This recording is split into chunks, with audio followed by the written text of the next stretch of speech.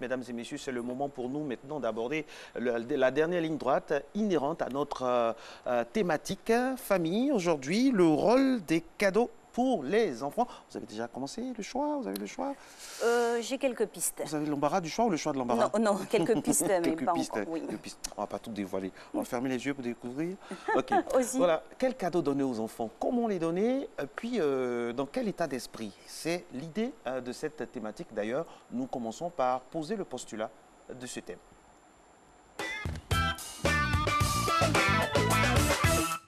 Des circonstances ou spontanées, les cadeaux ont toujours occupé une place importante dans notre société. Via les présents, on fait passer un message non verbal. On cherche à faire plaisir, mais aussi à prouver nos sentiments. Le cadeau, tu montres vraiment à un enfant que tu l'aimes, quoi. Ça représente plus que l'amour pour sa mère ou son père. Le véritable rôle du cadeau, c'est de rendre l'enfant content, heureux, en joie, la paix. Parce que lorsque l'enfant est content, c'est la fleur de la bénédiction dans la maison. Faire des cadeaux aux enfants, c'est de les encourager à être des personnes meilleures. Il ne faut pas leur donner des cadeaux que toi, tu n'as pas pu avoir. Mais il faut leur donner des choses qui peuvent les amener à être dans la joie véritable. Acheter l'affection de l'enfant ou le féliciter, tout y passe. C'est quand même les périodes. Si dans l'année, on a 12 mois, je pense qu'il est important de pouvoir trouver un mois, ne serait-ce que pour faire cadeau aux petits bouchons. Mon enfant sait que lorsqu'on ne travaille pas, on n'a pas droit au cadeau. Tout simplement parce que moi, je fête les réussites. Mais pour la fête de Noël, c'est obligatoire. Juste pour ne pas que son enfant se dise « ma mère ne m'aime pas ». Pour éviter qu'il y ait des conflits.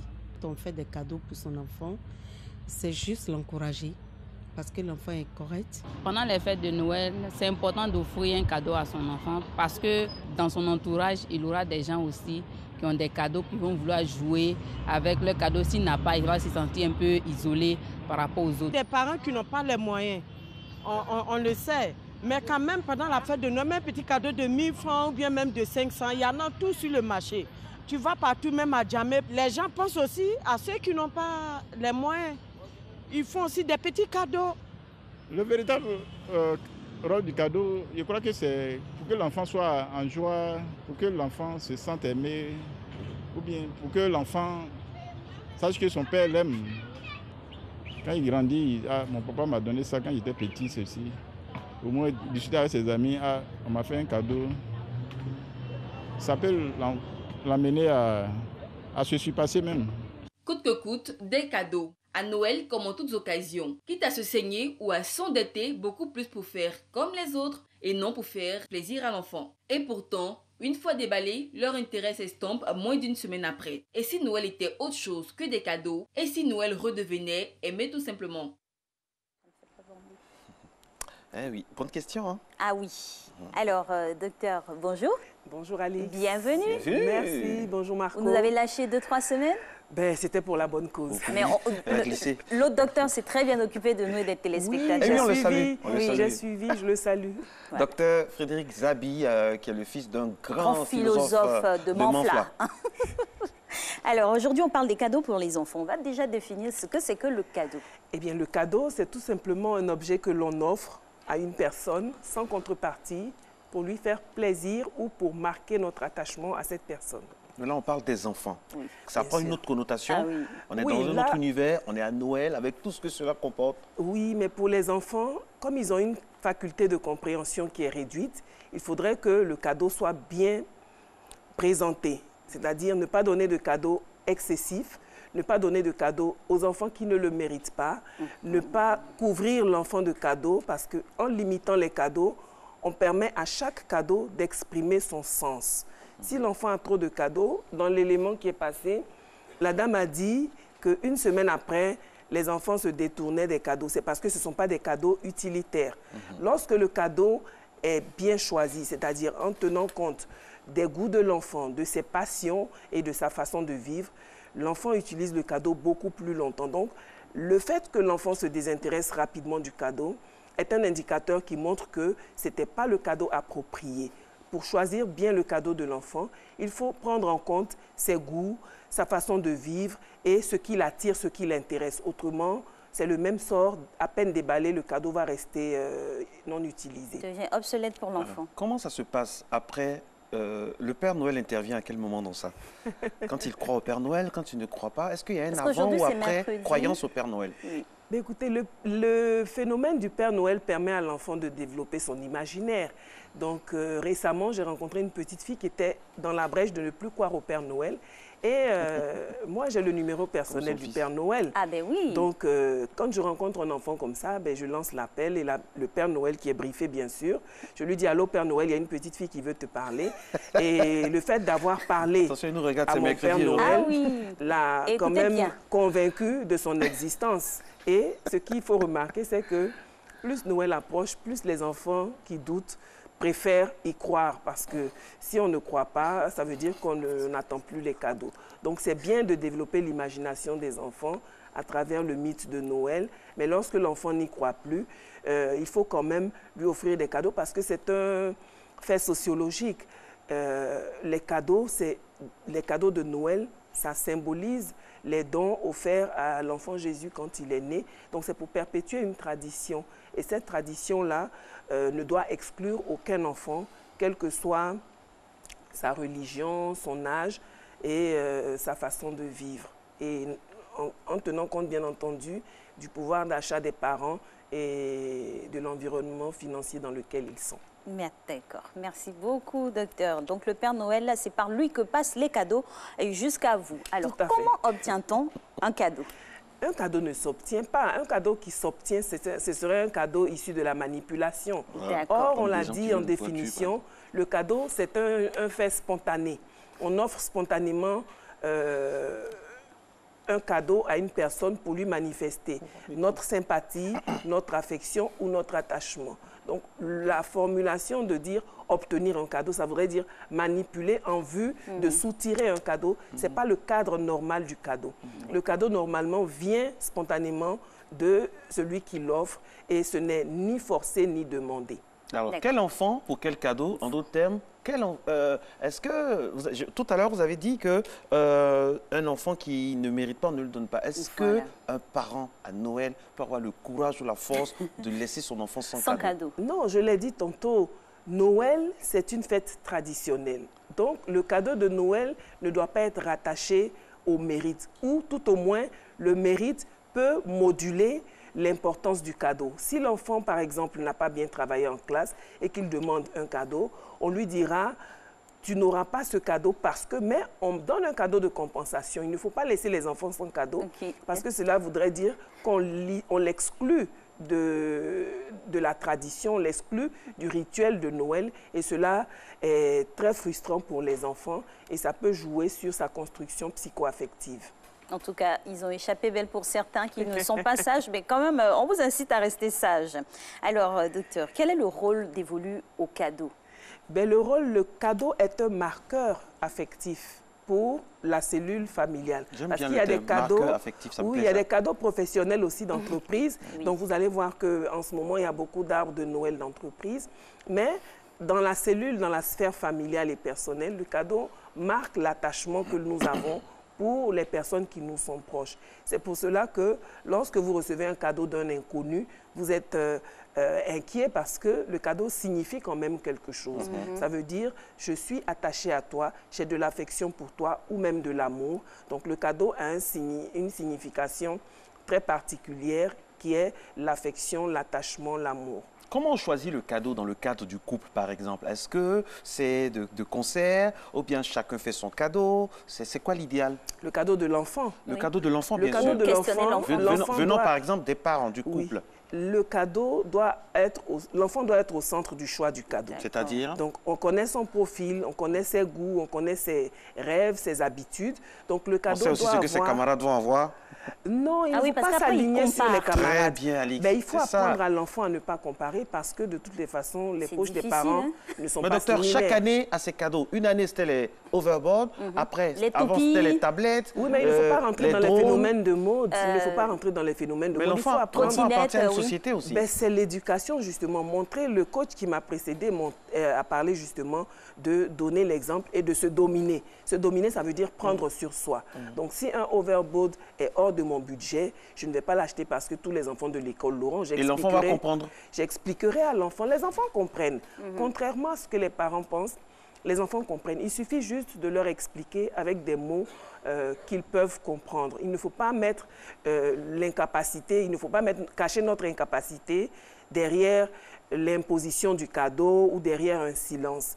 Il y a des parents qui, mal à l'aise devant leur incapacité d'offrir certaines choses, disent à l'enfant, tu prendras ça et puis c'est tout. Non, il faut communiquer avec les enfants parce que un enfant avec qui on communique, à qui on explique, non seulement il comprend mieux, mais quand il sera adulte, à son tour, il aura la facilité de communiquer, de s'expliquer et d'échanger. Parce que quand on parle, on s'explique, les choses se comprennent mieux. Donc le cadeau de l'enfant ne doit pas être choisi en fonction du cadeau du voisin ou du cadeau de ses cousins, mais en fonction de ses goûts personnels et du pouvoir d'achat des parents. Se surendetter pour offrir un cadeau à notre enfant n'est pas une bonne idée, dans la mesure où la vie est très difficile, chère, il y a des imprévus. Donc la planification s'impose pour les cadeaux, les périodes fastes comme ça, où on doit offrir des cadeaux symboliques, hautement symboliques, qui normalement devraient durer un certain temps avec les enfants. D'accord. Là, docteur, nous sommes à quelques jours pratiquement de Noël et vous êtes plus à même de nous instruire. Quels sont les cadeaux que l'on devrait offrir en fonction des âges des enfants? Pour les nourrissons, il y a des cadeaux aussi. Mais en bien sûr, il y a des... Jusqu'à 15 ans, faut pour préciser. Les nourrissons, ce sont des cadeaux d'éveil. Des cadeaux d'éveil, c'est-à-dire couleurs, sons, lumière, pour les éveiller à leur environnement. Pour les enfants qui savent déjà parler, il faut accompagner cet éveil-là. Donc, il y a des cadeaux qui favorisent l'activité psychomotrice. Il y a des cadeaux qui favorisent aussi la construction de l'intellect. Il y a des cadeaux qui favorisent l'apprentissage à la lecture, à l'écriture. Donc, en général, il faut privilégier la fonction éducative du cadeau, éducative mais ludique. Parce que le cadeau ne doit pas être trop studieux. Le cadeau, s'il est trop studieux, va rentrer dans le cadre de l'apprentissage scolaire. Donc, même si on met un point d'honneur à offrir des livres aux enfants, ce qui est très bien, il faudrait aussi veiller à mettre des cadeaux pour la détente, pour le fun. Donc, des cadeaux qui amusent l'enfant et qui lui font passer un bon moment. Parce que la joie doit être accompagnée d'un plaisir d'utiliser le cadeau qui est offert à l'enfant. Donc, ce sont des éléments à prendre en compte au moment du choix des cadeaux des enfants. Il y a deux papas qui discutent, deux parents, et l'un dit à son ami, moi j'ai que des garçons, quand j'achète les cadeaux, je ne dépense pas. Et l'autre qui n'a que des filles dit que franchement, moi qui n'ai que des filles, vraiment je dépense beaucoup. Mais ça dépend de ce qu'il choisit. Non, non, le cadeau n'est pas une question de genre, le cadeau est une question de fonction. Si déjà, même petites, même les femmes même font dépenser. Non, non, non, ce n'est pas juste. Merci, ce n'est pas juste parce qu'il y a des jouets unisexes en dehors des poupées. Et même les poupées, maintenant, il y a des poupées pour les garçons. Des poupées pour les garçons? Oui, oui, oui, il y a des poupées pour les garçons. Et des poupées garçons aussi. Voilà. Mon sang africain a fait un tour. Il y a des poupées garçons pour les garçons et pour les filles. Ça permet à l'enfant, justement, ça permet à l'enfant de découvrir son anatomie. Parce que ce sont des poupées qui représentent l'enfant en miniature. Et de plus en plus en Afrique. Mais il faut que l'enfant connaisse son corps et qu'il sache que son corps est différent du corps de sa sœur, par exemple, pour le garçon. Donc, il est très important pour les enfants de découvrir l'anatomie dans la mesure où le corps en Afrique est tabou. Donc la poupée sert de relais pour commencer l'éducation sexuelle de l'enfant et lui montrer les différences. Connaître les différences, c'est important pour bien grandir. D'accord. Docteur, là, ce sont les parents qui opèrent les choix. Et quand interviennent les autres membres de la famille, les grands-parents qui veulent offrir de gros cadeaux, les sœurs, voilà, les cousins, les cousines, les tatas, là aussi, est-ce qu'on doit les orienter? Ce sont les parents qui orientent ou on leur laisse le libre choix? Ben, normalement, quand on veut offrir un cadeau à l'enfant d'un tiers, on pose des questions aux parents, on demande. Maintenant, s'il vous êtes assez proche pour que cette tante grand-papa qui a donné un vélo à un bébé d'1 an. Oui, parce qu'il veut peut-être donner le cadeau le plus original ou le plus cher ou le plus... Il veut se rattraper en fait, ce qu'il n'a pas fait dans sa parentalité, il veut le faire maintenant qu'il est grand-père avec son petit-fils. Donc ils ont le droit, les grands-parents. Mais c'est aux parents de filtrer. Il n'est pas dit que l'enfant utilise tous ses cadeaux en même temps. Donc quand l'enfant a trop de cadeaux de ses tatas, de ses marraines, de ses oncles et tantes, c'est bien. Mais en même temps, il faut que l'enfant puisse utiliser de façon optimale chacun des cadeaux pour que l'objectif soit atteint, c'est-à-dire que le cadeau joue son rôle de lien social, le marqueur de lien affectif et social. Donc si l'enfant a 2 vélos par exemple, ou 3 vélos, on ne va pas le laisser les utiliser tous les 3. On va lui dire, ben, tu utilises un seul vélo, les autres qui sont plus grands, on les garde, ou alors on va les échanger ou les offrir à quelqu'un qui n'a pas de vélo. Ce que vous dites est très important. On n'offre pas un cadeau à... Même si c'est son neveu chéri, parce qu'on a toujours un neveu ou bien une nièce chérie, il faut sonder un peu les parents. Tout à fait. C'est très important parce que, vous imaginez, le parent n'a même pas eu de moyens d'offrir un cadeau et vous venez avec un cadeau mais qui casse la baraque, ça fait que psychologiquement l'enfant... Mais en plus de cela, il y a des parents qui peuvent avoir des restrictions. Par exemple, le phénomène de nos jours, c'est le téléphone et les téléphones de marque. Donc si un parent a fait le choix de ne pas offrir de téléphone de marque à son enfant et que vous, la tante ou la marraine, vous venez le lui offrir, c'est comme si vous violiez la restriction que les parents ont mis dans leur plan d'éducation. Donc il faut toujours sonder les parents pour que le cadeau soit approprié et que l'objectif soit atteint. Parce qu'un cadeau qui vient perturber l'organisation d'une famille, il n'a pas atteint son objectif, il a dérangé une organisation familiale. Ça devient un boulet, ce n'est plus un cadeau. Tout à fait. Tout à fait. Parce que les cadeaux, au fait, un cadeau, c'est un message, docteur. Un message d'affection qui doit susciter le plaisir chez la personne qui reçoit. C'est pour ça qu'il est important de tenir compte des goûts de la personne. Il y a des gens qui se disent, qu'est-ce que je pourrais offrir à mon fils ou à ma femme? Ils vont même demander conseil à des gens qui ne connaissent ni leur fils ni leur femme. Donc, le cadeau doit être personnalisé aussi bien dans son choix que dans la façon de le présenter. Parce que ce n'est pas parce que Marcelin a offert un bracelet à sa femme que le voisin va en faire autant. Si sa femme n'aime pas les bracelets, si elle n'est pas très bijou, ce cadeau-là n'aura pas le même impact. Donc il faut que le cadeau soit approprié au goût, à la façon de vivre de la personne pour susciter le plaisir attendu. Parce que offrir, c'est un geste égoïste, hein. Quand on offre, c'est pour susciter, activer la zone de plaisir dans le cerveau de l'autre. Donc, si votre cadeau ne suscite pas le plaisir, ça veut dire que vous avez échoué dans votre action de donner. Pourquoi vous riez, Alix? Le cadeau doit susciter du plaisir, c'est ça? Mais justement, non, je ris par rapport au voisinage. Oui. Donc, pas la peine de tirer les coups pour regarder les paquets qu'on ramène à la maison pour essayer de copier. Ça ne va pas marcher. La longue des yeux. Ça ne va pas marcher. Alors, docteur, comme la gestion de ces cadeaux, parce qu'on en reçoit, on en accumule, ça devient compliqué à gérer. Comment on gère? Déjà, et qui est responsabilisé? Parce qu'on offre aux enfants. Hein. Oui, mais il faut responsabiliser les enfants déjà parce que je vois des familles où les enfants n'apprennent pas à ranger leurs jouets.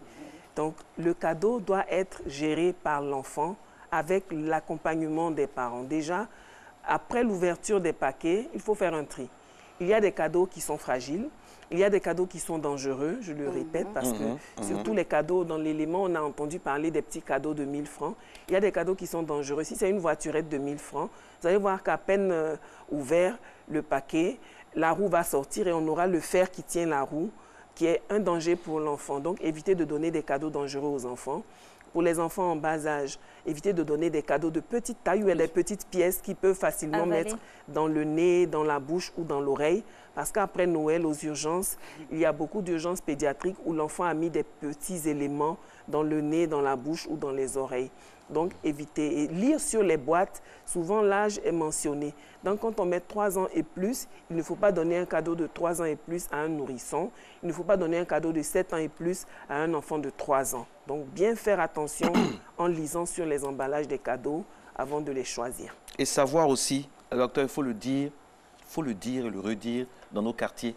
Les cadeaux aux enfants, ce n'est pas la concurrence des parents. Pas du tout. Ce n'est pas pour montrer le marqueur social de chaque sphère familiale. Non, pas du tout. Un cadeau, ça vient le plus beau cadeau, l'enfant voit ça dans les yeux.